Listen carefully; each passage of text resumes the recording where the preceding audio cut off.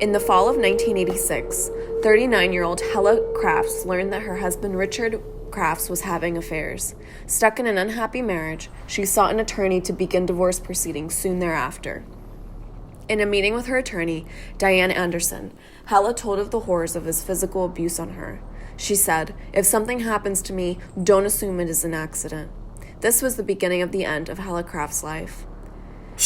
Hello, viewers, and welcome back to Whodunit Murder Mysteries with Mia Ramirez. I am your host, Mia, and I am a forensic science graduate student and true crime junkie. Today we will be discussing the wood chipper murder and the solved murder of Hella Crafts. This is a disclaimer that graphic information and facts about the case will be discussed. Hella Crafts was born Hella Lork Nielsen on July 4th, 1947, in Charlotteland, Denmark, and she worked as a flight attendant for Pan Am Airlines. In 1979, she met Richard Crafts, an airline pilot for Eastern Airlines and a part-time police officer, on a flight from Denmark to New York. The pair hit it off, love at first sight, and they married the same year. The couple settled down in Newtown, Connecticut. As the years went by, they had 3 children, Andrew, Thomas, and Christina. Hella was a devoted mother and worked hard to make sure that all of her family's needs were met. The ideal, happy family dream did not last long, however. Richard was described as cold and physically abusive towards his wife.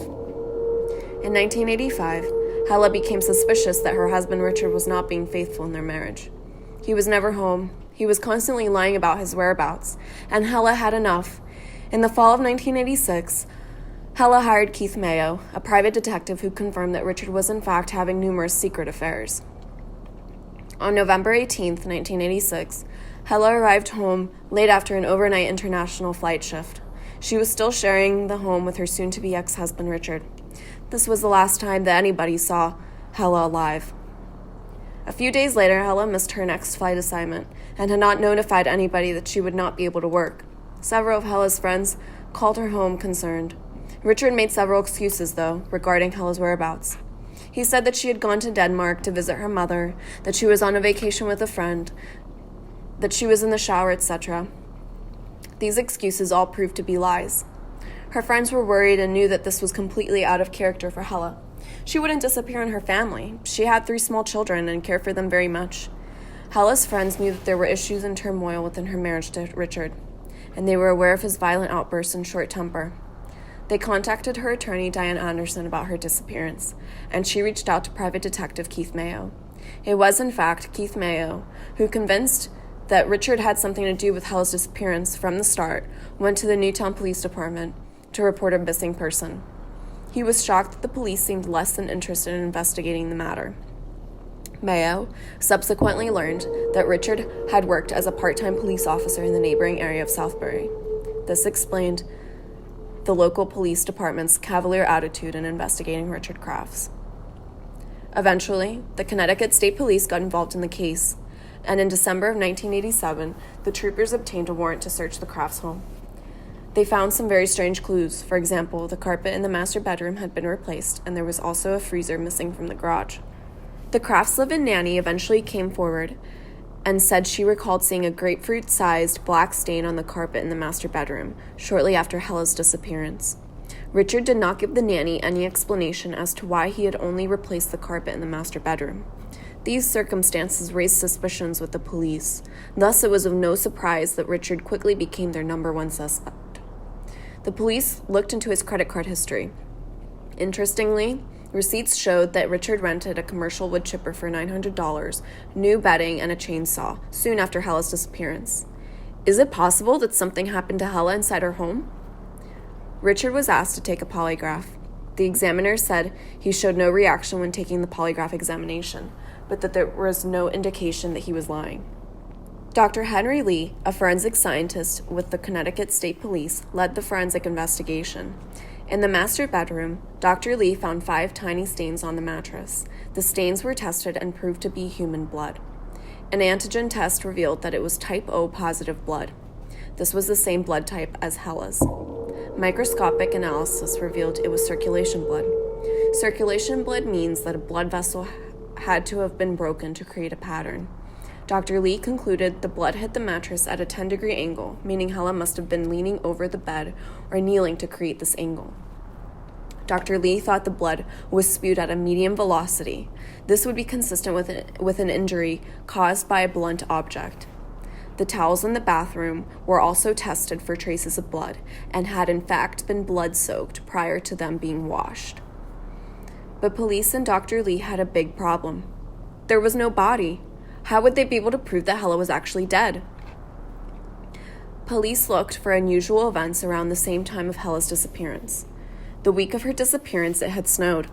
A snowplow driver came forward and reported seeing a wood chipper under a bridge, and a man wearing an orange poncho at about 3:30 in the morning on November 19th. It seemed very strange that on a cold, snowy night, someone would be out on the road during that hour. He remembered seeing the same wood chipper in the road about an hour later. The eyewitness led the police to the place where he had seen the wood chipper. Police searched the riverbank of Lake Zor. There, on Lake Zor, they discovered a piece of mail. It was addressed to Miss Hella L. Crafts. After days of close examination, police found strands of hair, blue fibers, a piece of metal, a painted fingernail, and bone fragments. Police believed that Hella's remains had been fed into the wood chipper and dispersed into the water of Lake Zor. So, police divers explored the bottom of the lake, and pieces of a chainsaw were discovered. Why would somebody throw a chainsaw into the water? Upon closer examination of the chainsaw, they noticed the serial number had been scratched off. All of the evidence was sent to Dr. Lee in the forensic lab. Dr. Lee and his forensic team had to prove that Hella was in fact dead. This was going to be a challenge indeed.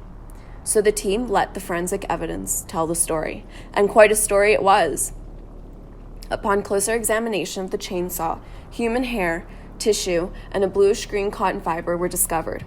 The bluish-green cotton fiber matched the fibers of Hella's favorite nightshirt. Chemical solutions were used to eat away at the upper layers of metal that were altered by the water or other physical attempts to scratch off the serial number of the chainsaw. Once the metal layers were eaten away, a serial number was revealed. It was 5921616. This number was an exact match to the warranty cards which Richard Crafts mailed to the company for the chainsaw that he had purchased. The 2,660 hairs found at the river and on the chainsaw were analyzed. The hairs were compared to hairs on Hella's hairbrush. The forensic team concluded that the hairs found at the river were microscopically similar to those on Hella's hairbrush. A chemist ran an organic compound test on the painted fingernail and compared it to a bottle of red nail polish from Hella's home. The test proved that the polish on the fingernail found at the river was from the same bottle of nail polish on Hella's nightstand. This was great forensic evidence. However, it did not prove that Hella was dead. Dr. Lee conducted an experiment with the wood chipper, in which he put a dead pig through the machine and then analyzed the cuts on the bones. Turns out that the wood chipper makes unique cuts on bones, sort of like a zigzag pattern. Dr. Albert B. Harper, a biological anthropologist, was consulted on the case, particularly to help with the analysis of the bones. Upon further evaluation of the millimeter-sized bone fragments, Dr. Harper discovered that some of them were possibly human bone. Tiny grooves were seen with a spectrograph. The grooves were formed by blood vessels inside the top of the skull, which is unique to humans. The bones came from an individual with type O positive blood, matching Hella Craft's blood type. The forensic team turned their attention to the tooth crown found at the riverbank. Forensic odontology is useful in identifying human remains by examining the victim's teeth and dental records. Dr. Gus Karazoulis was the forensic odontologist helping the team on this case. Unfortunately, there were no human remains on the crown, so that ruled out the ability to use the tooth to identify anybody. Dr. Karazoulis searched the riverbank for further useful evidence. By sheer luck, he discovered another tooth in his evidence collection pail. Dr. Karazoulis matched the tooth to previous x-rays of Hella Craft's teeth, which spanned a decade. He confirmed that the tooth belonged to her. Richard Crafts was arrested for his wife's murder in 1987. The first trial in May 1988 resulted in a hung jury due to the inconclusive evidence. Another trial was scheduled the following year, where Richard was found guilty and sentenced to 50 years in prison on January 8, 1990. During the trial, prosecutors explained to the jury how the evidence told of the gruesome crime which Richard Crafts committed. After Hella Crafts returned home late from an international flight she had worked, an argument ensued between the couple as Hella changed into her blue nightshirt. The argument grew more intense, so Hella shoved a piece of mail in her hand into the pocket of her nightshirt. As she turned, Richard came from behind her, hitting Hella with an unknown object on her head. She fell to the ground, and although still not dead, Richard hit her once again with the fatal blow. As she bled on the carpet in the bedroom, Richard immediately wrapped her lifeless body in the bedding from their bed. He later replaced the bedding with a newly purchased one, the minute blood spatter on the mattress going unnoticed. Richard carried the body to the freezer in the garage, where it remained until the following morning. Richard loaded the freezer into his vehicle and on the riverbank of Lake Zor proceeded to destroy her remains. First, by dismembering her frozen limbs with the chainsaw, and then feeding the body piece by piece into his wood chipper. Unfortunately, in January 2020, Richard was released from prison to a halfway house for veterans after serving a total of 33 years.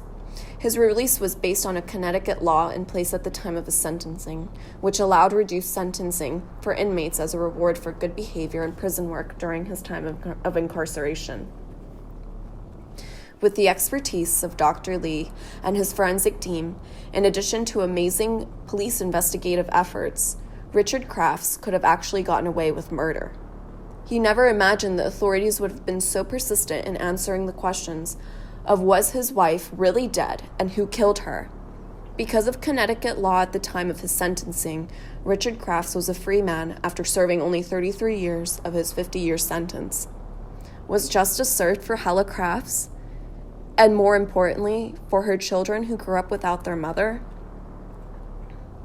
Thank you all for tuning in to Whodunit Murder Mysteries. I am your host, Mira Ramirez, and I will see you all again next week for a new episode of Whodunit.